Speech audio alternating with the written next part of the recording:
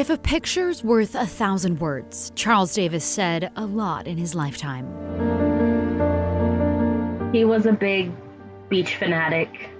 The beach is peaceful, and he was able to just kind of relax there better than he could at home. He's been doing photography for so long. It's amazing to see some of the photos that he's taken over the years. So many beautiful photos. He was and so many fond memories of the man who took them. An amazing person. He was always cracking jokes. He was entertaining, to say the least. He leaves a void that nobody else can fill. He was my rock. He was my whole world. Through the lens of his children comes a picture of Charles, the best dad. He had a love for his kids like nothing else. He always let me know that no matter what I did, no matter where I was, that he would always be my dad and he'd always be there for me. Until April 2020, when Charles first got sick, when we were just learning about the coronavirus.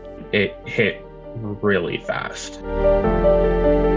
The 66-year-old from Fairview was high risk. He had diabetes, was overweight, and survived cancer. I had hope that, maybe he could be one of the people that fights and he could beat his battle, but we just weren't lucky enough for that to happen. Within a couple weeks, Charles had to go to a Portland area hospital where he was diagnosed with COVID-19.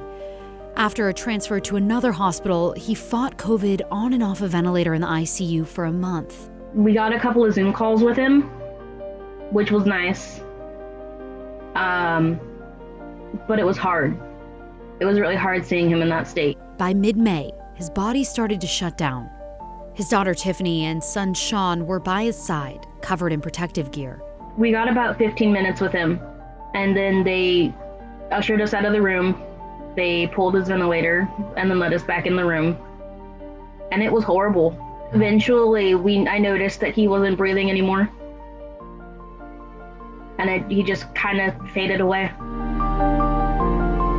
It just shatters your worldview.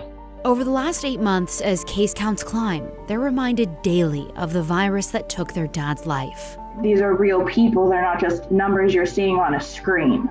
It's very angering when people are just like, oh, well, he was old or he had underlying conditions. Like, that's not fair. They share their picture of pain, hoping to spare other families from having only photos and memories instead of more time.